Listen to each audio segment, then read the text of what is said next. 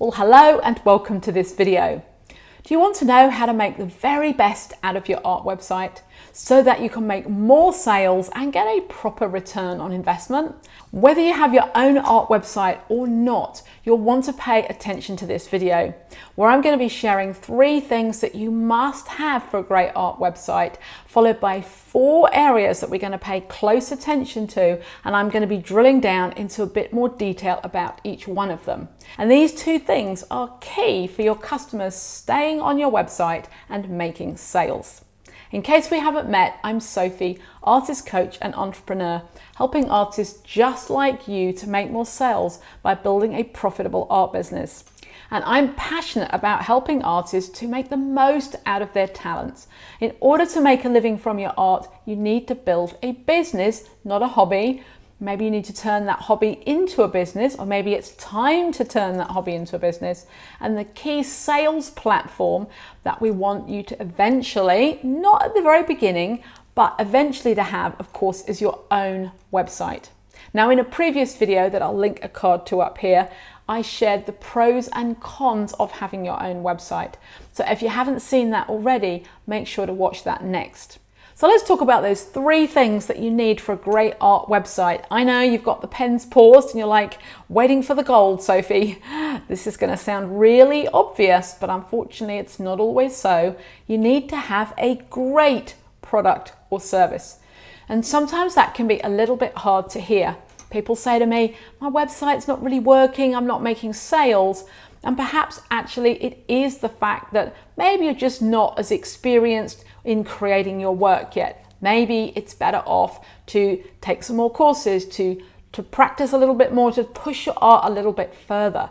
Because sometimes the reason it's not selling, and I say this can be really tough to hear, is the fact that it's not as good as you can make it yet. And that's okay. I think sometimes people rush to, I've just started painting, I've created, I want to sell, and they put something out that's perhaps still in process and it's not quite ready. So you'll know if that's you. You'll know really honestly, intuitively with yourself if it's not quite right. If you're someone who's had an art site and maybe it's a really beautiful art site, and maybe you're going to watch this video and go, Sophie, I've done all these things, but perhaps the product or the service is not just there yet. So I would say hold off with the website if you know you can improve your product or service, because that first part is critical. You want something that people want already and that they're already queuing up for, they're looking for, they're searching for. This is what we want, all right? So number 1 is great product or service. Number 2, you need lots of website visitors. Now, in the kind of business world or online world, the word that we use is traffic. Sounds really odd, right? You're thinking of people in cars driving down the road. But in web terms or online terms, you'll see that people say, get more traffic to your website. How to get more traffic to your website? What does that mean? It means actually how to send more people to look at your website. And chances are, if you have built an amazing website, it's sitting there, but you're not getting the traffic. You're not getting the number of people looking at it. Because all of these things, really, it's a numbers game. How many people are going to land on your website, and a proportion of those are going to sign up to your mailing list, and a proportion of those are going to end up becoming customers. And of course, you can dramatically increase your chances to get those customers faster if you have more and more and more website visitors. So please make sure you're subscribed to my channel, because there is an upcoming video in a couple of weeks all about that topic. How to send more traffic to your art website. Ta-da, number 2. And number 3, and this is the bit that most people just don't get, where you can send the people there, and somebody might say, Sophie, I've got thousands of visitors, and I'm still not making the sales. All right, the 3rd thing that you need for a great art website is conversions. So what do we mean by that? What we mean by that is one of those people in the traffic driving the car who lands on your website, they need to actually be happy to be on the website. They're looking, they're shopping, they're putting things in their cart, and they're fulfilling that purchase. And they're turning from what we call a lead. That's another technical online word. So we've got traffic, that's people. We've got a lead. What does that mean? That means somebody who's potentially interested. They want to hear more from you. They're not quite ready to buy. How do you sort of make it easier for them to turn from a lead to a customer? Now, how many of you here have gone shopping on somewhere like, I don't know, Etsy, and you're after something, you're after a present for a friend, and you go looking, you think, oh, that's quite nice. Well, actually, a year ago, I was looking for a really lightweight sort of secondary dress to wear to my daughter's wedding. This is a great example, actually, and I was shopping on Etsy because it needed to be silk and light and packed down because we were traveling from Australia. And I found 3 or 4 dresses that I liked. Guess what I did? I followed, I liked, I favorited, and in the end, I put 3 of them in my shopping basket, but I only bought 1. So for those customers, for those businesses, I was a customer, I was a lead for 3 of them, but only 1 of them converted into a customer. Now, actually, do you know why I bought that one? Because she sent me a 20% discount voucher for me to complete that purchase. So there was a little bit of incentivizing going on. But at the end of the day, I went in not knowing. I was traffic. I'd gone, I was looking for something. I found 3 things I liked. I put them in my shopping cart. I went away because life gets busy. And then I was emailed an incentive to make that final decision. I was happy with that. And I made that final purchase. And really what you want to make sure is that you've got the same sort of thing happening, all right? You've got great products or services on this fabulous, great art website. You've got lots of people coming and looking, Some of them are going to look, it's not for them, and they leave. That's fine, right? Some of them are going to look and they say, oh, I'm not quite ready to buy, but I do want to hear from this person. I love their work. I'm going to give them my name and email address and look forward to hearing more. And others of them are going to be ready to convert directly into customer because perhaps they're already looking for. Perhaps you do, I don't know, let's say, we always do watercolors as examples. Let's have acrylic, abstract or semi-abstract floral bouquets. Perhaps that's what you do. And you really want a beautiful artwork, an original piece of a bouquet of floral flowers that perhaps are from your country where you live. So you're putting in those things into Google and your website pops up and there is the floral bouquet. So what happens is that person lands there, they look at your listing and they have a decision to make. I'm going to leave you hanging there. We're going to dive into those 4 things to make sure that you understand how you can help that customer really easily make the purchase and go from a lead to that fully paying customer. So without further ado, let's get on to the next bit of the video. Let's dive a bit deeper into those 4 areas of your great art website that is going to help you convert your window shoppers into buyers. All right, number 1, a brand that reflects you and your art. And I feel some of you going, oh, I've got to pay for more things. Well, at the end of the day, if we're moving from hobby to business, there's a bit of investing in sort of professional upgrades that you're going to need to do. And I've already spoken in previous video how I think it's really important, unless you are a graphic designer, web designer, this is your field, that you outsource your website. All right, and I've already given examples why I think that's so important. So if you haven't watched those videos, make sure to check them out. I'll link the website, all the other website videos below this one. So a brand, what do we mean by that? Go and get a professional brand palette and logo, including clear fonts. Because at the end of the day, less is more. White space in design is really important. Layout is really important. And again, unless you're a designer, you're maybe not going to understand how these things work. So you want somebody, a professional, to help you do that. You want to make sure that your work stands out. I've seen lots of websites with big amounts of color in the blocks, and the paintings, to be honest with you, are getting lost amongst all the color.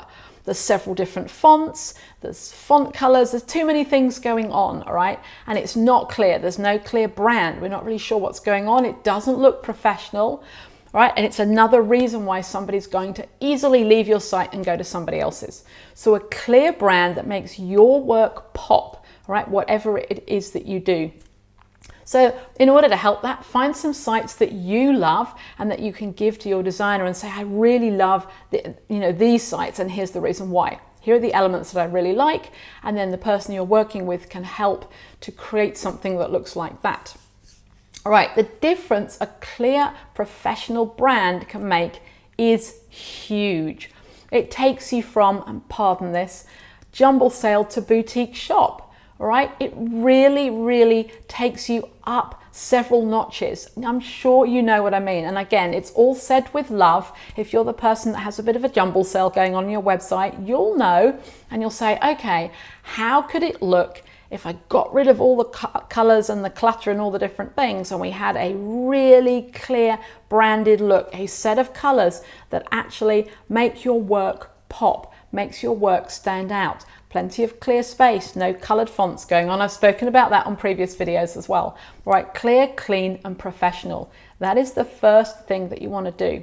And it could be that the person making your site does all of that as well. That's a complete win. And it doesn't have to cost a lot to get a brand palette and logo done either. There are plenty of sites that you can go to where you can get this done fairly easily and keep the budget low, right? I'll put some suggestions actually below the video if that would be helpful. Number two, and this is absolutely enormous. I mean, all these elements are enormous, but this is really enormous. You want a home page that converts. Okay, you want a clear, compelling intro to you, your art, and who you work with, like what your niche is. So who you are, what it is that you do, and for whom are you doing that? Because when people and visitors, this traffic, they land on that homepage, you've got a second or two for them to go, hey, I'm in the right place. This is the person that specializes in floral bouquets or whatever it might be. I'm going to stay here and have a look. You land there and there's a giant image that doesn't load properly. You're not sure where the buttons are. There's no writing to tell you what's what. And you're gone, right? Because you're like, there's too many websites. I don't understand that one. I'm on to the next one. So visitors should feel they're in the right place straight away. These are your potential customers. You'll lose them like that because they land on the home page and either it doesn't load properly or there's no pictures on there. There's no picture of you, your work. They're not really sure what's going on. It says enter gallery. Those ones I really find don't really work for me.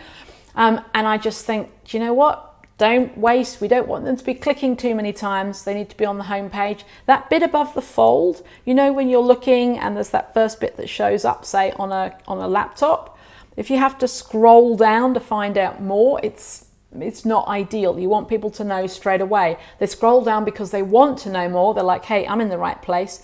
This lady or gentleman offers floral bouquets. They're beautiful, they're acrylic, they're standing out. I can have them on canvas or paper. I'm going to scroll down and have a look down further. Oh, great, I can buy these originals, or I can buy prints, or if I really want to, I can learn how to paint florals and I can come to a workshop. Clear indications of what you might want leading off the home page. Navigation is super important.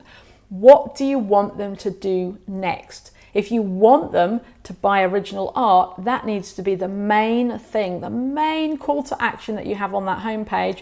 You're sending them to buy original art. Now, here's something to think about. When this traffic, these people, they land on the site for the first time, are they ready to part with thousands of dollars, pounds, euros? Not always. So perhaps it's not the most comfortable first step for a lot of people, right? Unless they know you and then they're coming to buy from you, that's different. But if it's the first visit, it might make more sense to, the first thing you want them to do on the homepage is actually join your mailing list. So you can start to build trust and reliability, and they get emails, and then they'll go back to the website, having been a little bit informed and having looked at several emails and being like, oh, I'm ready to buy something now. Prints is another thing that you could send them to because the cost is less. It's very much easier to go, oh, yeah, I'll have a print. That's an easier purchase. But if you're sending them to 5 or 6 different things, or check this out here, check that there, I do this, I'm on this thing, too much confusion. And what happens when people are confused? They leave, right? So the last thing you need on a homepage is confusion. You want to be able to scroll down that page, and you want to make sure the navigation is clear. You want to avoid any clutter, too much choice, 1, 2, 3 things top for them to click through. One clear call to action at the top, which I suggest is get on the mailing list or join my artist studio community. Social proof is also vital. Some sort of sign that you have sold before and that you are a reliable source and people loved what you do. So get some testimonials on the homepage. Then you want to ask yourself the question, why should someone stay on my site? If you can't answer that on the homepage, then you need to do some jigging around with it, okay? Why should they stay? They're going to stay on the site because they've joined the community, that's great, and then they've been redirected to the print page. And now they've got lots of different prints to look at, and maybe you've got a special offer. They buy 2 prints, they get a third one free. Maybe you've sent them a discount voucher. There's incentive for them to stay on the site, make a purchase. What's that clear path? So sometimes it's good to actually write it down. What is the clear path you want them to take? From the home page, what is the next page you want them to go to into the website? Do you want them to go to the prints? And then there could be a button through, hey, print, if you like the prints, but would you like an original? You could check and they could go through the original. Love these, want to learn how to do it yourself? Click over here to find out my workshops. Now, keep it clear and simple and avoid too many pages on a website as well, because people will not look at everything. They'll look at what they came for, then they'll probably leave, which is why the mailing list is so important. Number 3, a clear mailing list call to action. You probably know this already because you know me well by now. Remember, the most powerful action they can take, aside from the purchase, is to join your community and receive your weekly emails. So mostly, unless somebody has searched for a specific thing online and they've landed on your website and they're ready to buy, a large number, probably the larger number of people who are just having a bit of a look, they're not ready to buy yet, which is why it's so important to get them onto your mailing list, right? What are you offering new customers? What are you offering new people to your community? Are you offering them a small discount voucher? Are you offering them some sort of how-to or steps freebie, like a PDF download? Or are you offering them a digital art, a poster download? What is it you're offering them in exchange for their email address? And make sure, of course, knowing your niche, it's something that they really, really want. All right? Oh my God, I can't wait to have that. Must sign up and get that. All right, and you want to make sure that you have your call to action for your mailing list on all the pages, like in different places. So on the home page, we know we want it above the fold. We want it perhaps in that top, the kind of hero section that they call it, the top of the website. You want to have it perhaps at the bottom of the page too, at the bottom of all the pages. You also want to consider something called an exit pop-up box. So when someone goes to leave the site, a little box popped up. Oh, have you forgotten your discount? Why not, put your name and email address to get my discount voucher on your first purchase? Right? Quite often people will be caught by that and they'll be like, oh yeah, actually, no, I would love that. Right? So really, really important to focus on building the mailing list, and the website platform is a key place where you can do just that. Number 4, right? Really important, your shop or store, whatever you're going to call it, the place that people can buy things. Now, of course, this is ultimately where you want your customers to go, whether that's on their first visit or subsequent visits via your emails. You need to have quality listings. I cannot stress this enough. Quality listings. What does that mean? Multiple images. If we're just going by the painting, right? Supposing you've got, let's look at an original art listing. Very often people will just put a picture of their picture. We can't see if it's on canvas, if it's framed, has it got deep sides to it, how big is it in proportion to other things. One photo of your painting does not sell your painting. A quality listing needs to demonstrate visually what it is someone's going to buy. In a frame, not in a frame. On canvas, deep canvas, flat canvas. What size is it in relation to something else? Which is why mock-ups are so important. And you make sure that the art does actually reflect, so the size of your painting reflects and works perfectly in the mock-up room. So if you've got like a lounge room and you've got your art, make sure that it's the right size in proportion to the sofa or whatever else is in that room. A lot of these apps will do that automatically once you put the size of your artwork in there. And then you want to do things like photos of the side. If you're doing like, I have canvases and they're deep, so you want a photo of the side so someone can see, is the side, has it been painted on? Is it blank? Is it messy? What does it look like? What does the back look like? Is there a hanging string? What am I going to get? Where's the artist signed the work?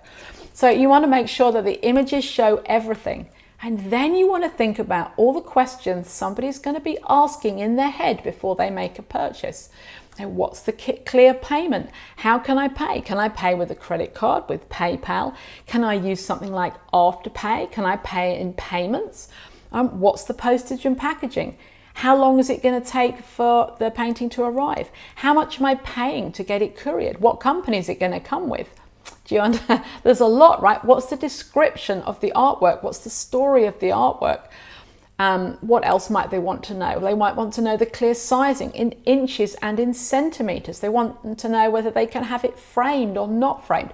How long is all of that going to take? When are they going to get the artwork? How is it going to arrive? And you might be thinking, oh my God, I don't want to have to write all of that.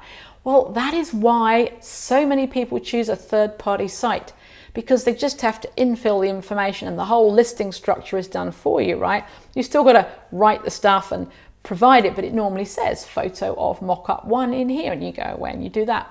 On your own website, it's up to you to lead the project.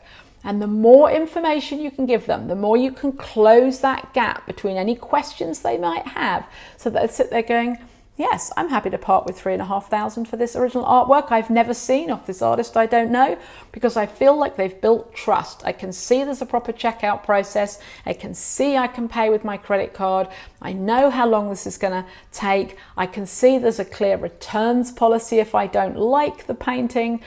All the questions, there's even maybe a frequently asked questions page that covers off all the things your customer might ask. Therefore, they feel comfortable to go ahead and buy. And I'm going to tell you something now. If they don't feel comfortable with any of those things, they're leaving.